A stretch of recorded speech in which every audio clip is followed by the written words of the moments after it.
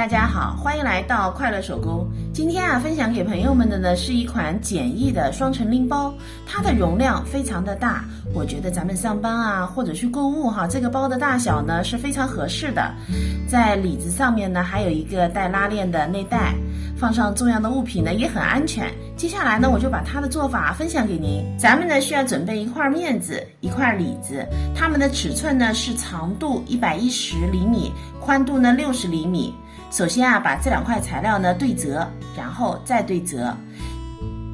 这条边是对折线，离这儿16厘米，宽度10厘米，咱们把这儿呢给剪下来。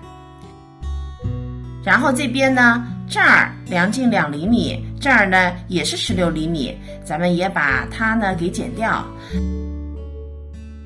那现在咱们的主体材料呢就剪好了。首先呢我们来做里子上的口袋，材料的长度呢是40厘米，宽度呢28厘米，在离这条边4厘米中间的位置呢我们画一个框，这个框的长度22厘米，宽度呢是1厘米。我们把口袋材料搁在里子上，中心线呢对齐，离这条边4厘米，我们把这个框给车上。接下来呢，把这个框沿中心线给剪开，两头呢我们剪成三角形。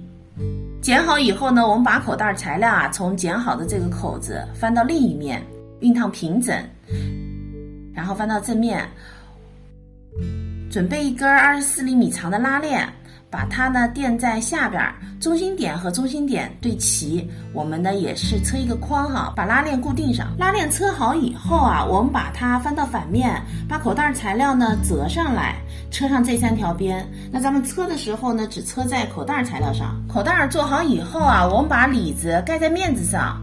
那里子面子是正面相对的，把两块材料呢叠齐，然后呢车上中间这个框。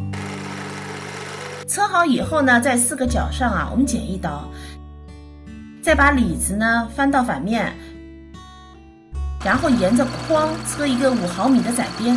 接下来呢，咱们把材料给卷起来，卷到这儿的时候呢，这边的里子和面子呢分开包过来，包住卷的部分咱们车上这条边。车好后呢，咱们把材料给翻过来。接下来呢，咱们从车好的这边开始卷同样的包住卷的部分，车上这条线。现在呢，提手的两边都变成光边了。接下来咱们把材料的面子归面子叠，里子呢归里子叠，车上2个侧边在里子这儿呢留一个反口。